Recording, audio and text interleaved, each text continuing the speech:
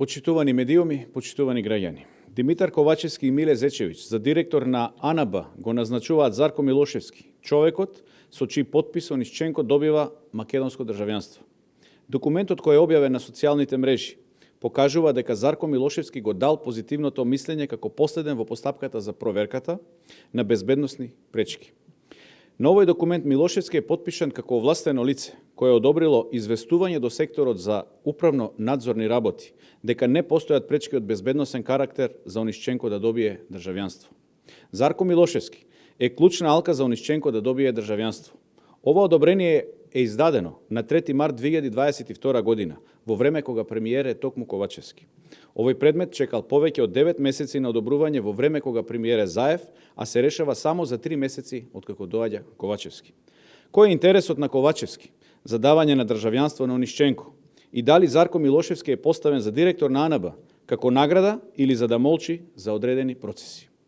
Треба ли Зарко Милошевски да молчи зашто му е дадено државјанство на Онишченко и да ги прикрива своите шефови Ковачевски и Зечевиќ? Или треба да биде главен актер при давање на нови државјанства на сомнителни ликови од далечниот исток?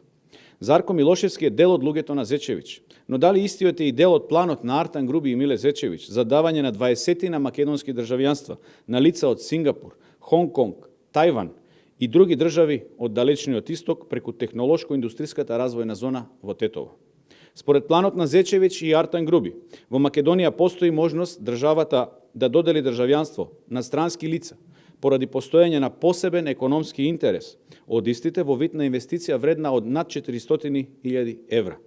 Врз основа на вакви инвестиции, Милошевски треба да потпише над 20 на државјанства на луѓето од далечниот исток, а правен застапник на истите да биде адвокатската канцеларија на Миле Зечевиќ. Практично државјанствата на луѓето од далечниот исток ќе бидат исплатени. Тука се поставува прашањето: дали во форма на адвокатски услуги ќе се плаќа провизијата за услугите пружени од АНБ и дали низ вака разработена шема треба да се одглават и над 3000 барања за македонско државјанство кои стојат во ФЈОК, а за кои алармираат и структурите на ДУИ. Па од тука јасно е зошто за Зарко Милошевски постои консензус помеѓу СДС и ДУИ. Наместо безбедносните служби да бидат во функција на безбедноста на државата, СДС и ДУИ ги упропастија и истите ги користат за свое лично богатење.